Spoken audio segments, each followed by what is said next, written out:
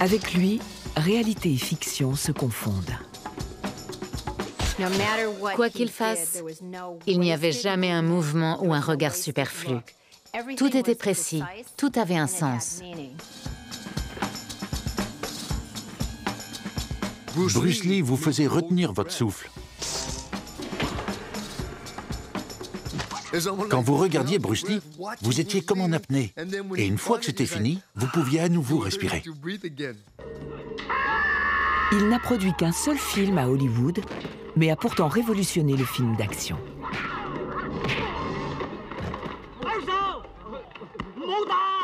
Son style, c'était waouh! Il portait les arts martiaux à un autre niveau. Un maître de combat, dont le corps représentait le capital. Il avait une double tablette de chocolat, vous imaginez? Chaque muscle était dessiné. Il me laissait lui donner des coups dans le ventre, c'était trop cool. Malgré les préjugés et le racisme, cet outsider d'origine chinoise réalise une ascension remarquable pour devenir la première star mondiale venue d'Asie.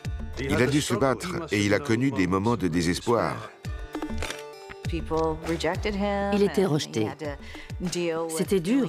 On le tenait à l'écart parce qu'il était différent. À sa mort en 1973, à l'âge de 32 ans, des millions de gens dans le monde pleurent Bruce Lee, la star et l'homme. Il était bien plus qu'asiatique, occidental, africain ou oriental. Son approche, c'était « un être humain est un être humain ».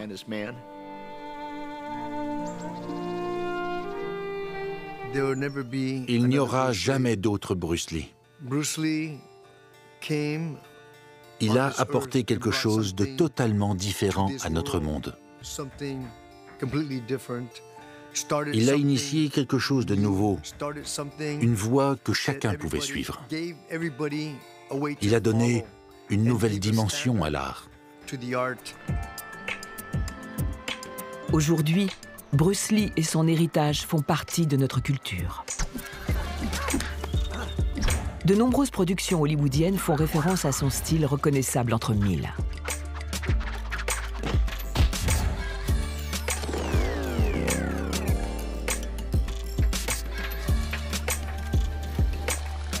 Entré dans un moteur de recherche, son nom associe pas moins de 98 millions d'occurrences. Dans les jeux d'action, sa technique de combat fait figure de référence absolue.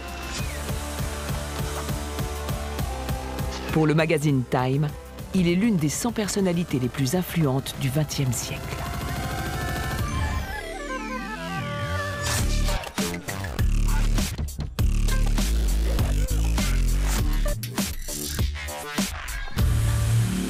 My last name is Lee, Bruce Lee. I was born in San Francisco in 1940. Originaire de Hong Kong, la famille Lee s'établit pendant un temps dans la ville californienne. Le père de Bruce, Lee Hoi-chuen, est une vedette de l'opéra de Canton et part souvent en tournée. Son épouse d'origine allemande le suit. Bruce est le quatrième de 5 enfants.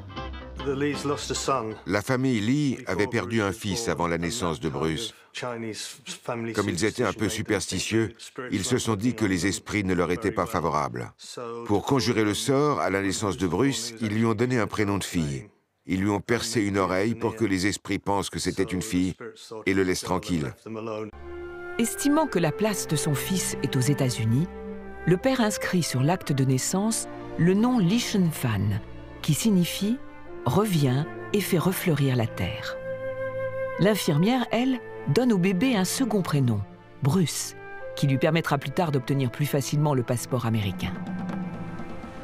Quelques mois après la naissance de Bruce, la famille rentre à Hong Kong. Là-bas, c'est le choc. L'Asie est en guerre. Nous sommes en décembre 1941 et le Japon occupe la métropole. Les Japonais se considèrent comme une race supérieure. Comme des millions d'autres Chinois, Bruce Lee et sa famille sont victimes de discrimination.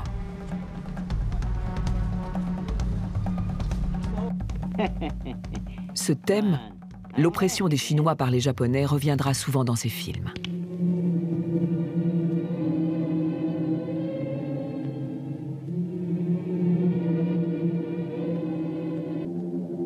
yellow or something? Sick man of Asia. Ginger. Why so shy? What's wrong? Lost your tongue? Malgré la capitulation du Japon en 1945, l'oppression continue. Les nouveaux dirigeants anglais se considèrent eux aussi comme supérieurs aux Chinois. À l'école, Bruce doit s'imposer face à ses camarades de classe britanniques. Il ne se laisse pas intimider, et les bagarres font partie de son quotidien. Il est renvoyé à plusieurs reprises de l'école. Il était hyperactif. Aujourd'hui, on qualifierait ça de trouble du déficit de l'attention. Et on lui prescrirait probablement de la Ritaline. Il était tout le temps en mouvement. Dans les films des amis de son père, en revanche, le petit garçon déluré connaît un grand succès. And you worked in motion pictures in Hong Kong? Yes, since I was around 6 years old. Le plus souvent, il joue le gamin des rues qui défend les défavorisés et met en déroute les méchants. À Hong Kong, avant même d'avoir fêté ses 18 ans, il a déjà 20 films à son actif.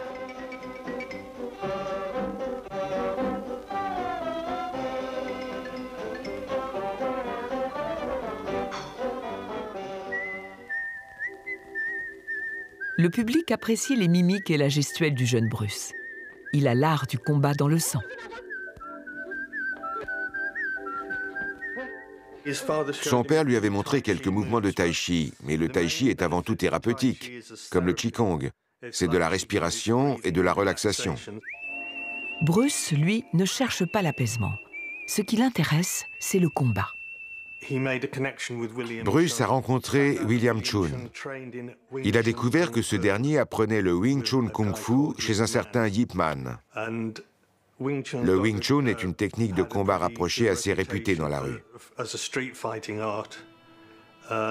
Après ça, Bruce a dit à sa mère qu'il devait apprendre cet art martial pour se défendre. Mais à l'école du combat aussi, le racisme est de mise. Bruce n'est pas un Chinois de race pure, car son grand-père est allemand. À plusieurs reprises, le garçon tente d'y entrer, jusqu'à ce qu'un jour, la porte s'ouvre. En à peine 5 minutes, le maître est convaincu par son agilité et sa capacité de compréhension. Bruce Lee apprend vite. Quand on lui montre quelque chose, en 15 à 30 minutes, il s'en sort déjà pas mal. Dan Inosanto est l'un des 3 disciples de Bruce Lee qui sont habilités à enseigner son art du combat. Il l'a appris à ses côtés. Aujourd'hui encore, il parle de son ami et maître comme s'il était toujours en vie. Il est naturellement doué. Il a un don de Dieu. C'est quelque chose de très, très rare. Mauvais élève en classe, Bruce trouve la consécration ailleurs. Il bat le triple champion de boxe local. En 1958, il remporte un concours de cha-cha-cha à Hong Kong. Mais il fait également parler de lui en dehors des pistes de danse et des rings. La police venait régulièrement à la maison et posait des questions. Bruce Lee applique dans la rue les techniques de combat qu'il apprend auprès de son maître. Après avoir cassé les dents d'un adversaire, il est dénoncé à la police. Les agents expliquent à la mère de Bruce qu'à la prochaine incartade, c'est la prison. Étant né aux États-Unis, il avait le droit de prendre la nationalité américaine avant ses 18 ans. Comme l'échéance approchait, sa mère lui a dit « On va faire d'une pierre deux coups. Tu vas quitter Hong Kong et partir en Amérique, où tu auras davantage de possibilités. »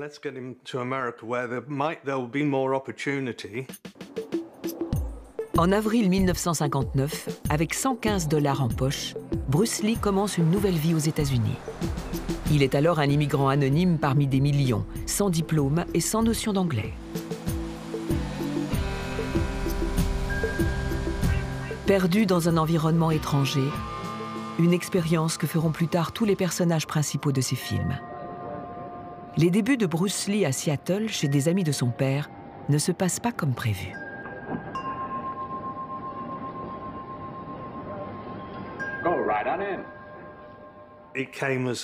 Il est tombé de haut. Il a vu que son nom figurait sur le planning. En gros, il n'était pas juste un invité de la famille comme il le pensait, il allait devoir travailler en tant que serveur. Ça ne lui plaisait pas du tout, parce que les autres serveurs chinois étaient très obséquieux.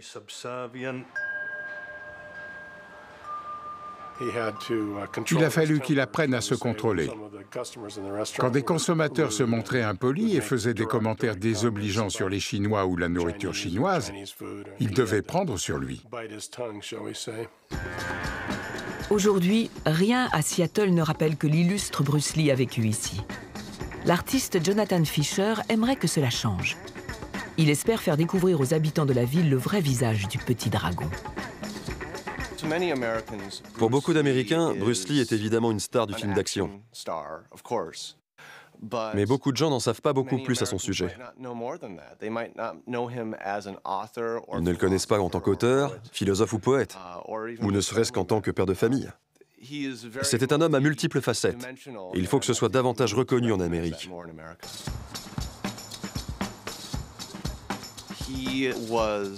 Il était un produit à la fois de l'Est et de l'Ouest. Étant moi-même métis, je m'identifie facilement aux difficultés qu'a pu traverser Bruce pour être accepté en Asie et en Amérique. Avant lui, je pense que personne n'a réellement su incarner la synthèse de ces deux mondes. Hiver 1960. Cela fait 1 an que Bruce vit à Seattle, mais son avenir reste incertain.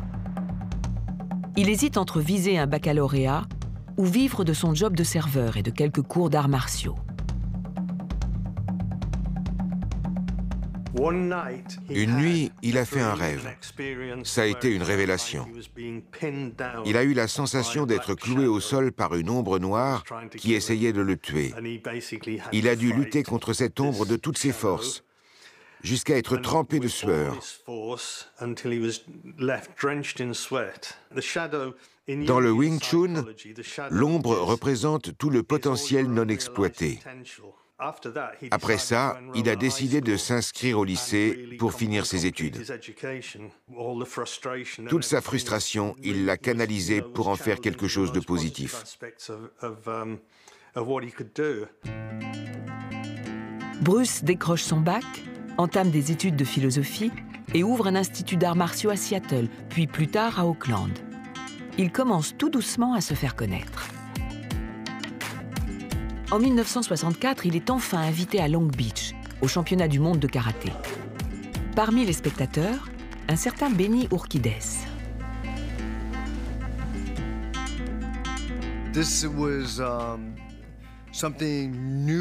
C'était nouveau, je n'avais jamais vu ça.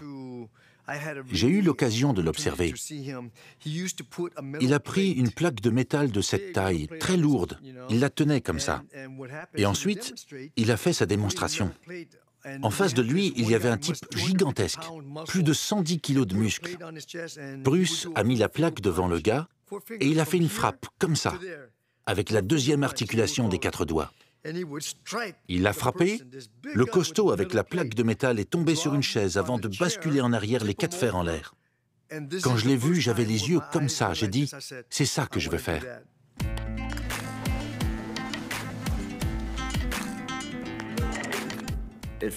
On le ressentait comme un coup de poing, et également comme une poussée. Mais c'était plus comme un coup de poing. Étant donné la force et la vélocité déployées, ça vous faisait reculer d'un bon 1,50 m.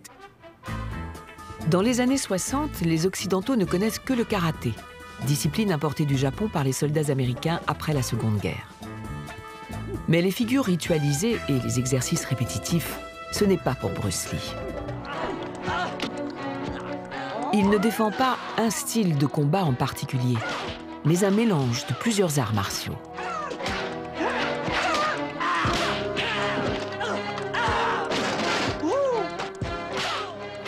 Ce n'était pas une discipline à proprement parler. Ce n'était pas du pur Kempo, du Shotokan, du Taekwondo, du Lima Lama, du Judo, de l'Aïkido. C'était un mélange de tout ça. Bruce Lee baptise sa philosophie Jeet Kune Do, la voie du poing qui intercepte. À la base de cette discipline, le Kung Fu. Well, Kung Fu is originated in China. It is the ancestor of karate, and Jiu-Jitsu. It's more of a complete system and it's more fluid. By that I mean it's more flowing. There is continuity in movement instead of one movement, two movement and then stop. Bruce Lee met au point son propre art martial, en théorie et en pratique. Il lit de nombreux livres, étudie des séquences de mouvements, modifie son alimentation et se plie chaque jour à un programme sportif très strict.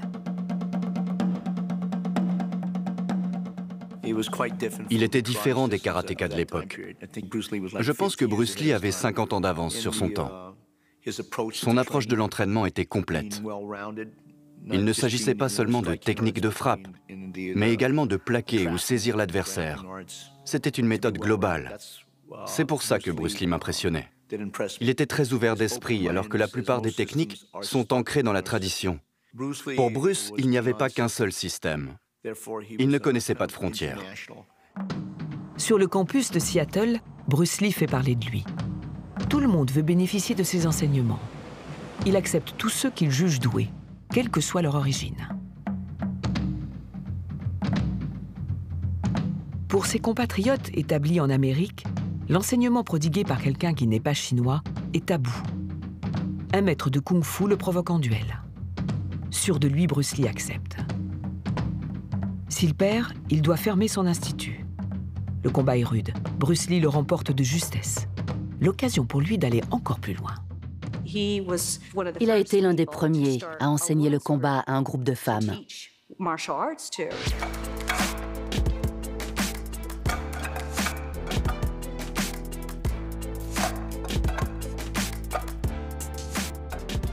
Pour lui, c'était important que les femmes apprennent les arts martiaux.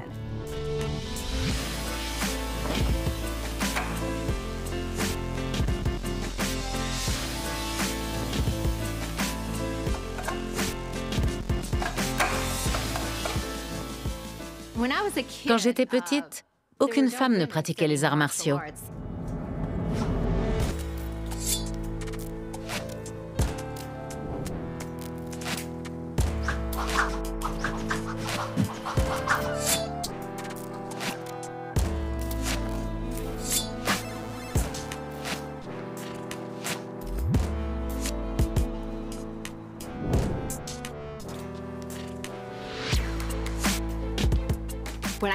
Quand j'ai vu Opération Dragon, je me suis demandé qui c'était. J'ai grandi avec les films de Jackie Chan et j'ai tout de suite vu que Bruce Lee avait un style totalement différent. En voyant ça, je me suis dit, c'est comme ça que je veux bouger. Dans les années 70, Bruce Lee provoque un engouement mondial pour le kung-fu qui n'a jamais faibli depuis. À l'époque, un tube caracole en tête des classements pendant plusieurs semaines, aux États-Unis, en Afrique du Sud, en France et même en Allemagne. Kung Fu Fighting devient l'hymne d'une tendance mondiale.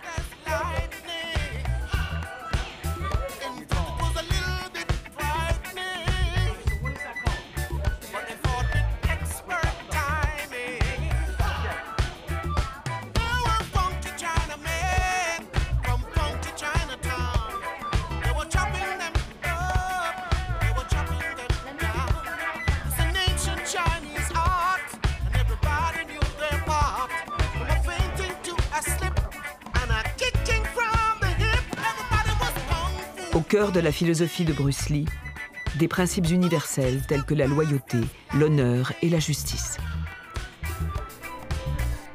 Mais lorsqu'il tombe amoureux de Linda, l'une de ses disciples, il se rend compte qu'il reste un homme de second rang. En 1964, les relations entre personnes de couleur de peau différentes sont encore proscrites dans de nombreux États américains. Linda est enceinte. Le couple est contraint de se marier en secret. Une fois de plus, l'ambition de Bruce Lee se heurtait à un mur. C'était un nouveau revers, accompagné du sentiment de n'être qu'un Chinois. Il avait l'impression de ne pas être pris au sérieux et essayait de lutter contre les préjugés.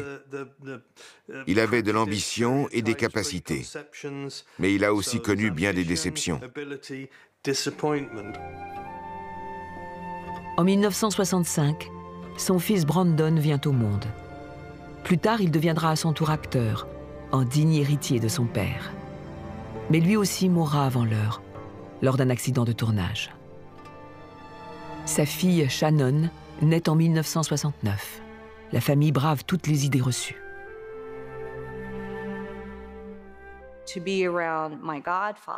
J'ai passé beaucoup de temps avec mon parrain, qui était marié à Linda, une femme blanche.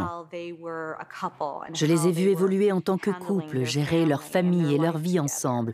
J'ai été témoin de l'amour qu'ils portaient à leurs enfants, Brandon et Shannon. Et tout ce temps passé avec eux m'a beaucoup aidé, socialement et culturellement, à accepter ma propre situation de jeune fille métisse. En 1964, un producteur cherche un homme asiatique pratiquant le kung-fu pour une série télévisée. Il invite Bruce à auditionner. Depuis sa participation au championnat de karaté de Long Beach, son talent a attiré l'attention de Hollywood.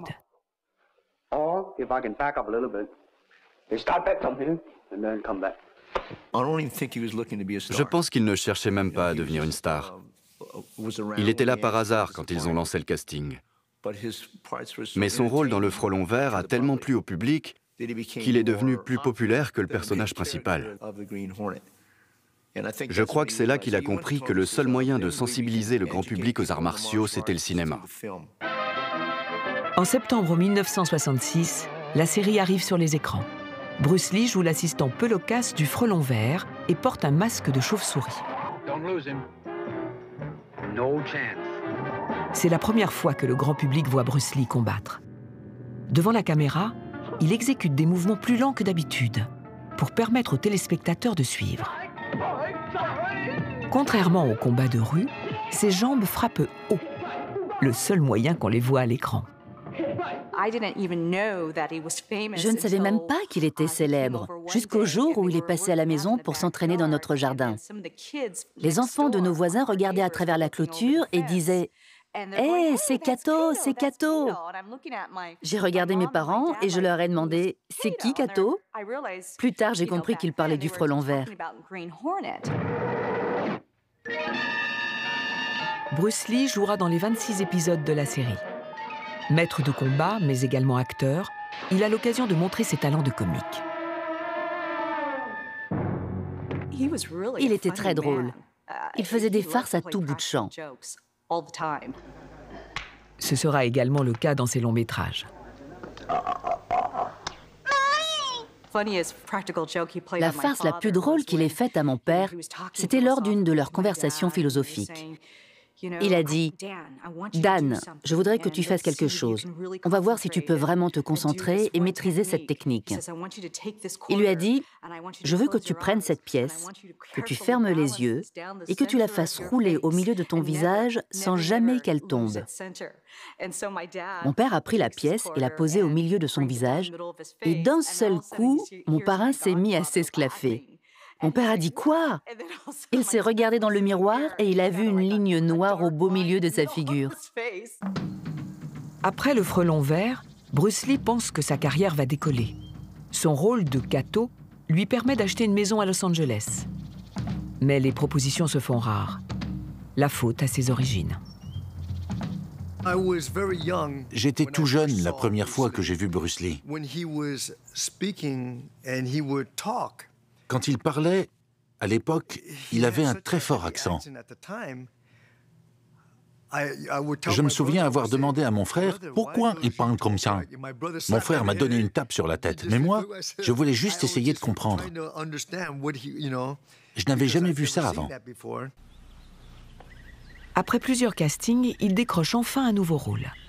Cette fois, c'est pour la série Long Street, dans laquelle il enseigne le kung-fu à un aveugle.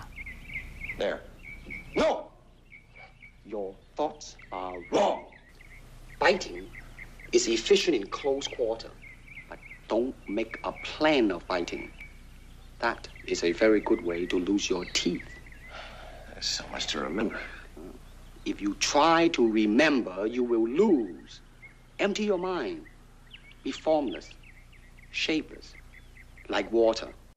Regardez, j'ai le tatouage « Sois de l'eau ». Je vais vous raconter une anecdote au sujet de cette phrase. C'est un bon ami à moi qui me l'a apprise. Ces mots étaient inscrits sur son skateboard. Je lui ai demandé ce que ça voulait dire et il m'a répondu « C'est de Bruce Lee ». Ça veut dire que tu dois être capable d'être fluide et de t'adapter. Rick Thorne est bicrosseur, musicien et comédien. Comme beaucoup d'artistes, Bruce Lee l'a toujours inspiré.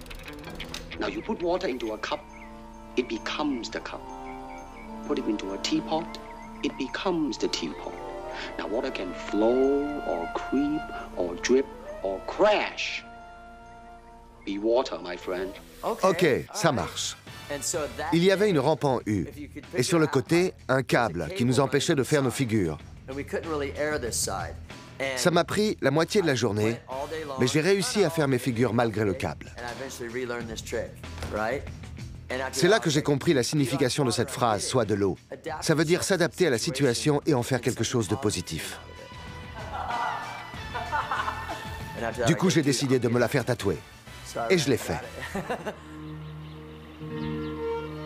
Dans la philosophie de Bruce Lee, le combat et les combattants ne forment qu'une seule et même entité, tout comme l'eau. On ne fait qu'un avec le combat. Du coup, il n'y a plus d'adversaire et il n'y a plus de moi. Il n'y a qu'un tout. Il disait toujours « Je ne frappe pas, le coup part seul ». Pour son travail, l'artiste Jonathan Fisher s'est lui aussi inspiré de ces mots. La devise de Bruce Lee, « Sois de l'eau », m'a appris à me reposer sur moi-même. Lorsqu'on est fluide, lorsqu'on sait s'adapter, on peut tout faire. Dans son atelier, Jonathan Fisher crée des portraits de Bruce Lee au pochoir. Il compte les mettre en place à Seattle, déguisé en ouvrier du bâtiment. Il a baptisé ce projet « Petit Dragon », d'après le surnom de Bruce Lee. J'ai choisi ce nom pour lui rendre hommage. C'était un homme de contradiction. Il n'avait rien d'une force de la nature, mais n'en était pas moins un géant. Petit Dragon était son sobriquet parce qu'il n'était pas très grand. Mais sa personnalité, elle était immense.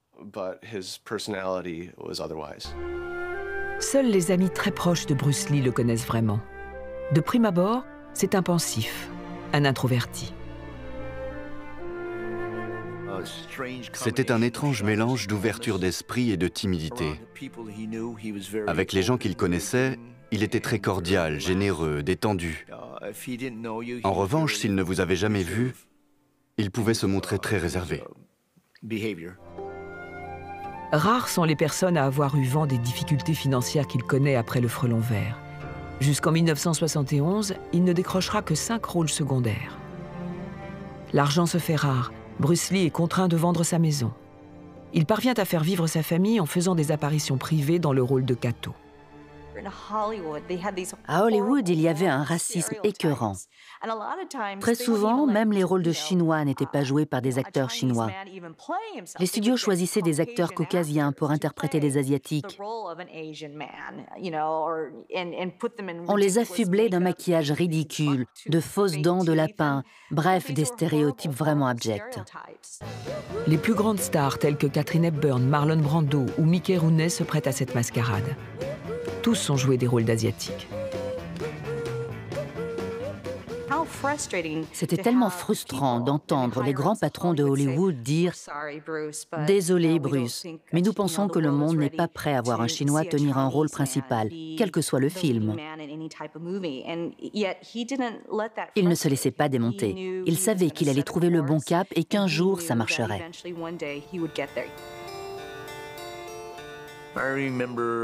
Je me souviens avoir mangé des sandwichs au beurre de cacahuète avec lui, et même de la soupe en boîte. On ne peut vraiment pas dire qu'il menait la vie de château. Pour gagner sa vie et se créer un réseau, Bruce enseigne son art à des grands noms d'Hollywood, tels que James Coburn ou Steve McQueen.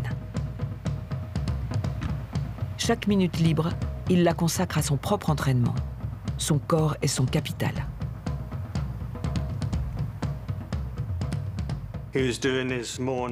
Un matin, il faisait de la musculation et il a senti quelque chose se bloquer dans son dos.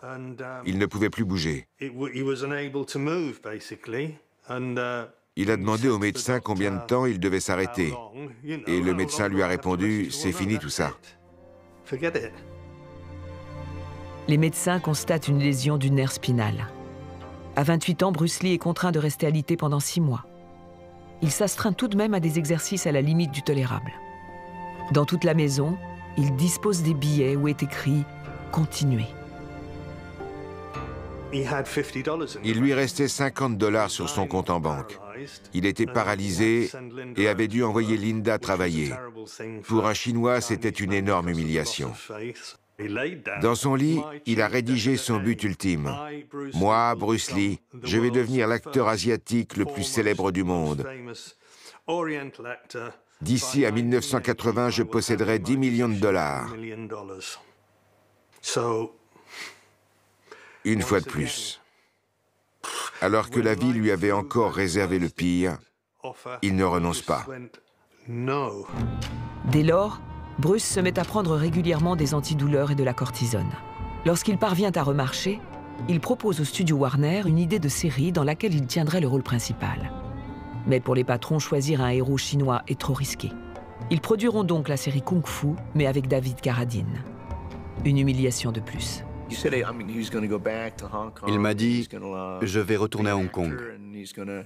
Il voulait être acteur, apprendre la réalisation, le métier de scénariste. Je me suis dit, c'est un expert en arts martiaux, qu'est-ce qu'il fabrique? Égoïstement, je voulais qu'il reste, parce que j'aimais apprendre avec lui. Mais quand il est revenu, je crois qu'il a bluffé tout le monde. Au printemps 1971, Bruce se rend à Hong Kong pour montrer à Hollywood de quoi il est capable. Une fois là-bas, c'est la surprise. En Chine, la série Le Frelon Vert a été rebaptisée d'après son rôle à lui, le Kato Show. Bruce est une star dans son pays.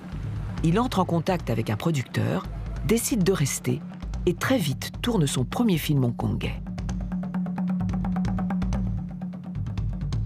Il a été l'un des premiers cinéastes indépendants. Lorsqu'Hollywood ne lui a pas donné la chance qu'il méritait, lorsqu'il a été rejeté à cause de son apparence, il a su créer ses propres opportunités. Il est donc allé à Hong Kong avant de tourner ce premier film en Thaïlande. Je crois que sa production a coûté quelque chose comme 12 000 $. Si ça, ce n'est pas du film indépendant... Produit en 1971, The Big Boss sort la même année dans les salles chinoises. Bruce Lee est à la fois scénariste et acteur principal. Dans ce long métrage, le grand public entend pour la première fois les fameux cris qu'il lance lors de ses combats. Il émettait un ki très particulier quand il combattait. C'étaient des sons qui vous transperçaient et résonnaient jusqu'au fond de votre âme.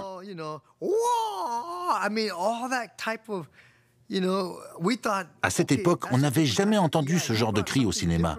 Tout le monde a essayé de l'imiter.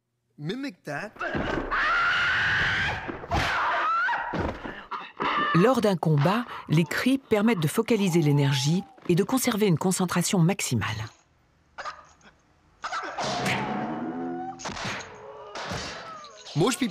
La plupart des gens ne voyaient que le début et la fin de ces enchaînements. Le reste, ils devaient l'imaginer tellement il était rapide. C'en était au point qu'on avait du mal à le suivre. Mais l'énergie était bien présente. C'était comme si la fumée se dissipait et qu'il était là, à contempler l'adversaire.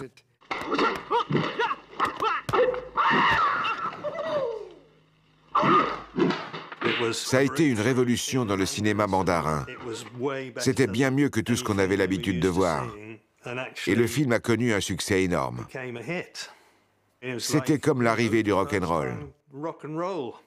Les gens cassaient les sièges, ils étaient surexcités.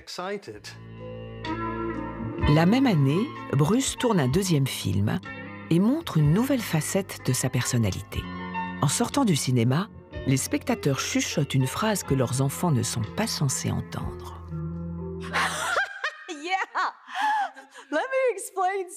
Laissez-moi vous raconter. Quand j'étais petite, beaucoup de gens d'origine asiatique, que ce soit des Chinois, des Japonais, des Coréens, étaient ravis de voir enfin un héros asiatique sur le grand écran. À l'époque, je les entendais tout le temps dire « Grâce à lui, les hommes asiatiques ont des couilles ». Voilà ce qui se disait quand on était petit. Avec la fureur de vaincre, Bruce Lee envoie un message politique clair à l'occupant japonais de la Seconde Guerre mondiale.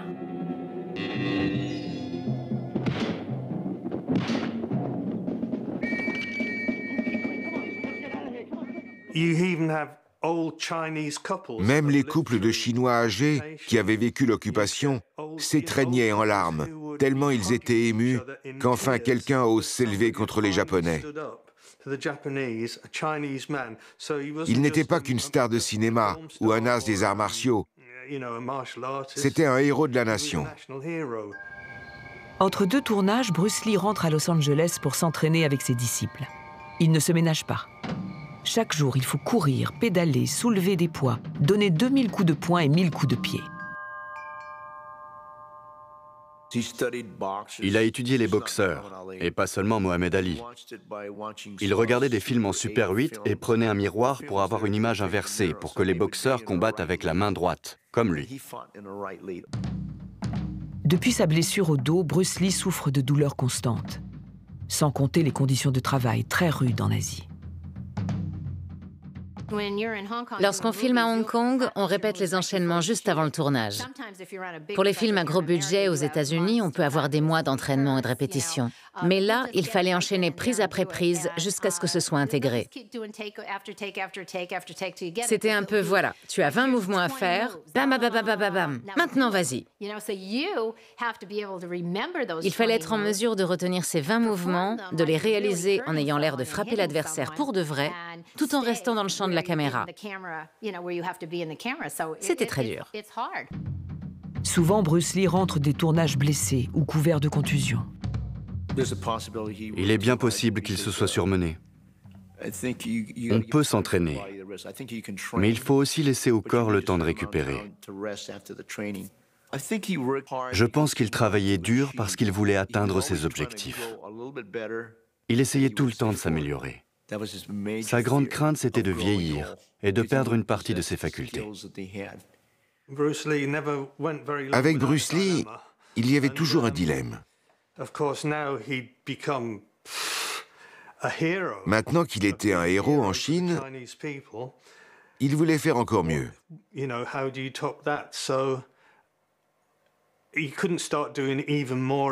Comme il ne pouvait pas montrer des combats encore plus extraordinaires et des techniques encore plus folles, il a choisi de faire un film différent, sur un ton un peu comique.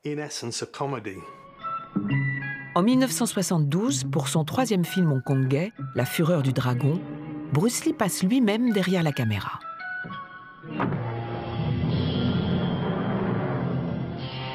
Il parvient à engager le champion du monde de karaté, l'Américain Chuck Norris, pour interpréter son adversaire.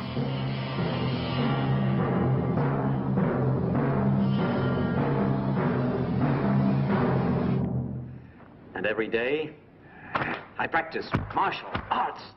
You see? Watch out! The scene between my godfather and Chuck. La scène entre mon parrain et Chuck symbolise pour ainsi dire la naissance du Jeet Kune Do. On ne le voit pas forcément quand on regarde le film en tant que spectateur. Mais dans la scène décisive où ils s'affrontent, le personnage joué par mon parrain se rend compte qu'il doit changer sa technique pour l'emporter face à Chuck. Il sait que s'il ne le fait pas, il va perdre.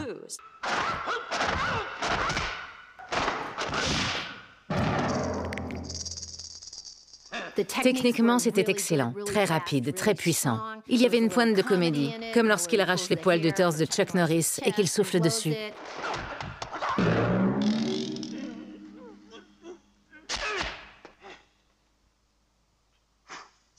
Dans son scénario, Bruce Lee décrit le combat avec force détail, sur pas moins de 25 pages. La séquence était tellement bien filmée que dans le regard de Bruce Lee, on lisait « Ne fais pas ça, méfie-toi ». C'était une réalisation très intelligente. Et le jeu de Bruce dans cette scène vous captivait littéralement.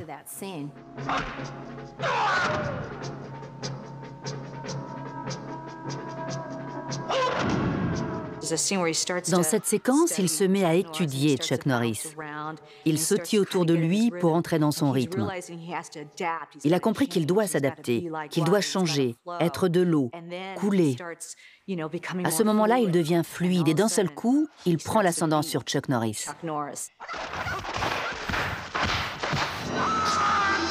Le tournage de cette scène dure 3 jours.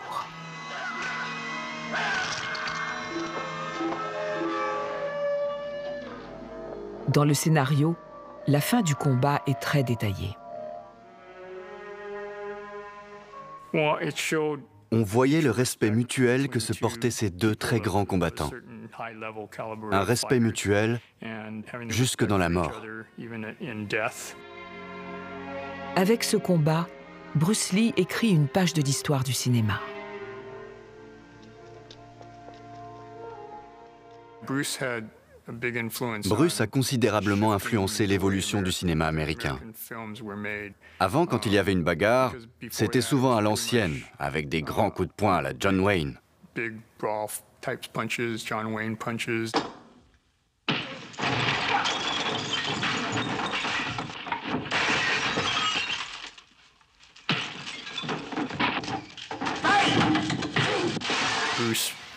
Bruce a décomposé les scènes d'action en mouvements syncopés. Staccato, crescendo, décrescendo. C'est devenu de la musique. Il a rendu ça plus dynamique et intéressant. C'est comme assister à un magnifique concert.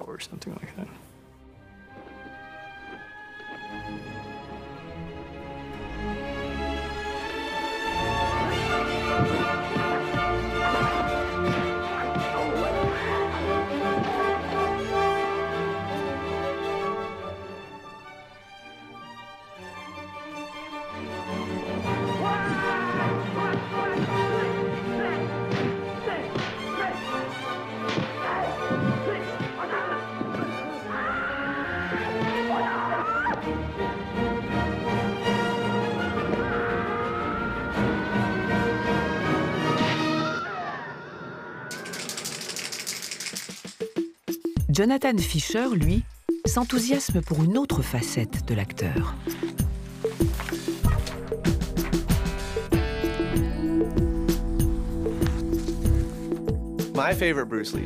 Ma scène préférée de Bruce Lee n'est pas une scène d'action. C'est dans Opération Dragon. Au début du film, il est encore à Hong Kong, il est avec son élève. Et il lui dit: quand le sage montre la lune, l'idiot regarde le doigt. How did it feel to you? Let me think. Don't think. Feel. It is like a finger pointing away to the moon. Don't concentrate on the finger or you will miss all that heavenly glory. L'idée qu'on puisse être trop concentré sur quelque chose et rater la récompense, je trouve ça magnifique. C'est comme ça qu'il a réussi à glisser des éléments de sa philosophie dans ses films grand public. Automne 1972, Bruce Lee entame son nouveau film à Hong Kong. Son ami et disciple Dan Inosanto est de la partie. Dans le jeu de la mort, c'est dans une pagode que Bruce Lee affronte ses adversaires l'un après l'autre. Mais ce film restera inachevé. Après un appel d'Hollywood, Bruce interrompt le tournage.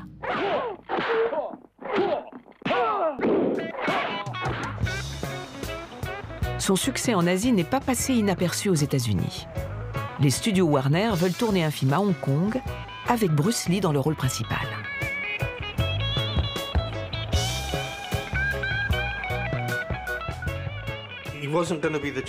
Il ne devait pas incarner le héros national chinois comme dans La Fureur de vaincre, ou le campagnard naïf de La Fureur du dragon. Cette fois, il devait jouer une sorte de James Bond chinois et porter des vêtements occidentaux. La question était de savoir si les Chinois allaient penser qu'il trahissait ses racines, et si le public occidental accepterait un James Bond chinois. Bruce Lee veut que ce film soit son chef-d'œuvre. Mais dès les premières séquences à Hong Kong, les choses ne se passent pas comme prévu. Hollywood n'a aucune expérience en matière de tournage en Chine. C'est la toute première coproduction sino-américaine. Ils n'avaient qu'une caméra, il me semble, et une seule lentille, jusqu'à ce que le directeur de la photographie aille acheter une vieille caméra et quelques objectifs. Les projecteurs étaient rouillés, rien ne fonctionnait. La moitié de l'équipe était chinoise, l'autre américaine. Les gens ne se comprenaient pas. Il y avait des malentendus. On demandait des colombes, on se retrouvait avec des grenouilles. La moitié des acteurs étaient sans domicile et dormaient sur le plateau. Ils mangeaient toute la nourriture, des choses disparaissaient. C'était le chaos le plus total. Bruce Lee tente de calmer le jeu et y est de sa poche. Il tient la production à bout de bras, co-réalise, co-écrit, chorégraphie les combats et tient le rôle principal. Ses douleurs au dos ne le quittent plus. Il a perdu beaucoup de poids, au point où il lui restait moins d'1% de masse graisseuse. Il n'avait plus que les os, la peau et les muscles. Au moment du tournage, l'acteur d'1,70 m ne pèse plus que 55 kilos.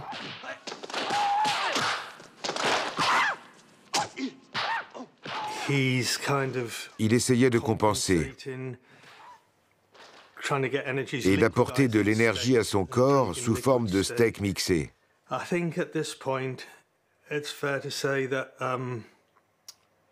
Il en était arrivé à tenter de se détendre en mangeant des biscuits au hashish. Il ne buvait jamais d'alcool pour des raisons de santé.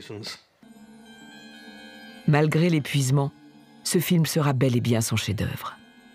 Dès les premières projections, les patrons d'Hollywood se l'arrachent.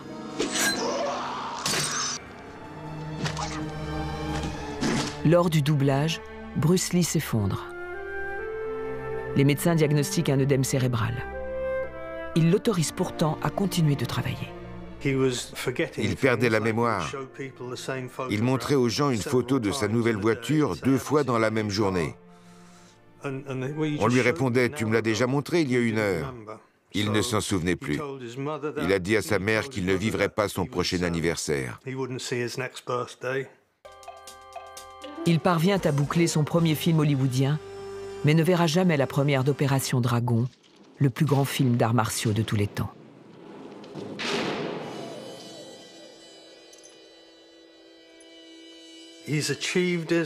Il avait vécu sa passion des arts martiaux et réalisé son ambition de devenir acteur. Mais il n'y avait pas assez d'heures dans une journée pour faire des films, assurer leur promotion, faire de la publicité, chercher des sponsors, s'entraîner et méditer pendant 6 à 8 heures. C'était impossible de tout mener de front. Mais pendant quelques semaines magiques, ces 2 aspects contradictoires de sa vie, l'art martial et le métier d'acteur, ont pu se conjuguer. L'acteur et l'expert en arts martiaux étaient la parfaite expression de ce qui l'animait. Mais le seul endroit où cela pouvait le mener, c'était... Le 20 juillet 1973, Bruce Lee meurt à Hong Kong, des suites d'un œdème cérébral sans doute provoqué par un antidouleur. Je me souviens être rentrée à la maison et ma mère a été la première à me dire ce qui s'était passé. Elle avait dû recevoir un coup de fil. Ensuite, les journaux télévisés ont relayé l'info. Quand mon père est rentré, mes parents sont allés dans la chambre et je me souviens que lorsqu'il en est ressorti, il était sous le choc. C'est la première fois que j'ai vu pleurer mon père. Il ne se passe pas une journée sans que je pense à lui. Oui.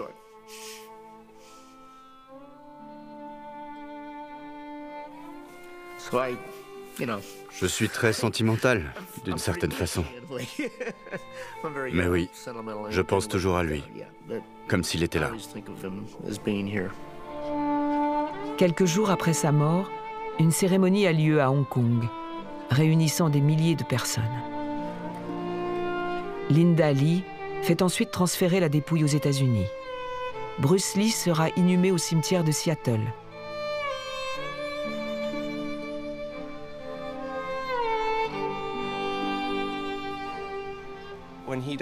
À sa mort, Hong Kong et tout le reste du continent ont voulu qu'il repose en Asie. Mais sa femme l'a ramené ici. C'est un honneur immense. Et je ne suis pas sûr qu'on s'en rende vraiment compte. Quand je me suis installé à Seattle, je ne savais pas que Bruce Lee était enterré ici. Ce n'est pas la première chose qui vient à l'esprit au sujet de cette ville, mais je trouve que ça devrait l'être.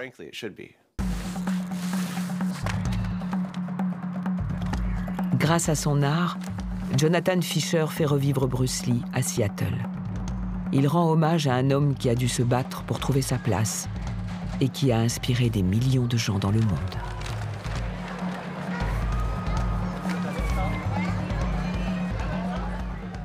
Ne jamais abandonner, et ce, dans tous les domaines, pas seulement les arts martiaux, mais dans la vie tout simplement. Si j'échoue, tant pis, je retente le coup. Je continue, je ne baisse pas les bras. C'est ça l'esprit du combattant. Ne jamais abandonner et donner le meilleur de soi-même.